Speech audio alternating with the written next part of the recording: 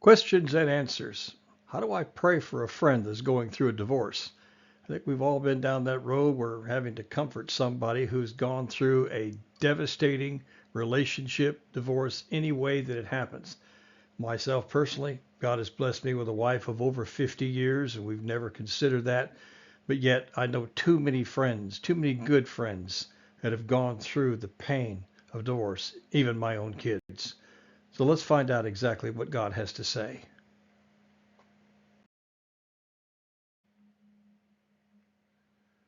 Approach your friend with gentleness, grace, focusing on unconditional support rather than that of judgment. Be a safe space. Allow them to process their pain without feeling condemned. We got to lead with grace and humility. See, when confronting or talking to a friend about a painful life event, regardless if it's divorce or something else, ensure your approach is marked by gentleness, humility, and an awareness of your own human flaws. Remember, you may have never been through it, but that doesn't mean that you might be faced with the same kind of issue, some way, shape, or form, be it health or divorce or some type of family issue. Now, Galatians 6:1. Brothers and sisters, if someone is caught in a sin, you who live by the Spirit should restore that person gently. But watch yourselves, or you may also be tempted. So let's don't point fingers at people.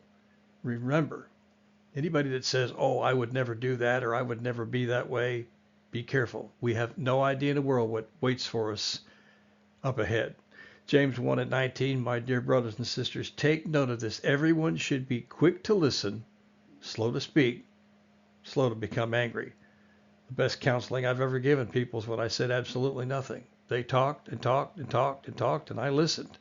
And then finally, when they were done, they got it all out. They've just basically cleared the air. They said, thank you for being a great ear. Thank you for listening. I gave the best counsel I could. Sometimes we should be slow to speak, slow to get angry, quick to listen.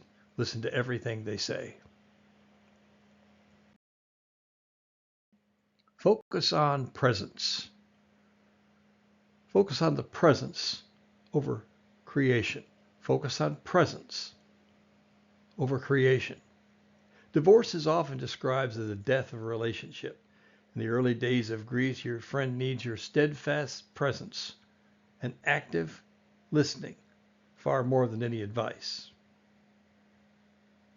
Ecclesiastes 4, verses 9 and 10. Two are better than one. If either one of them falls down, one can help the other. You're there to help, not condemn, not to point fingers. There is no condemnation here. They're hurting. You need to be there for them. Be their friend. Rejoice with those who rejoice, mourn with those who mourn. Whatever they're going through, share that with them. If they're crying, cry along with them. If they're happy, laugh with them. Be their friend.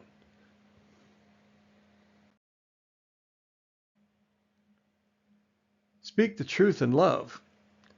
And remember, you're not there to condemn them or you point fingers as to how something happened or what went on and how it failed.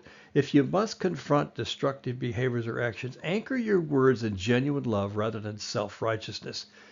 Frame hard truth as a safeguard for their well-being. Ephesians chapter 4 and verse 15. Instead, speaking the truth in love, we will grow to become in every respect the mature body of him who is the head, that is Christ. Proverbs 27 and 6.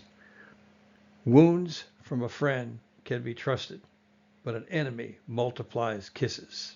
The lot in that one. A lot said in that verse. Wounds from a friend can be trusted, but an enemy multiplies kisses. In other words, they're deceiving in what they do. Watch your enemies and how they react certain circumstances and situations, and this is one of them.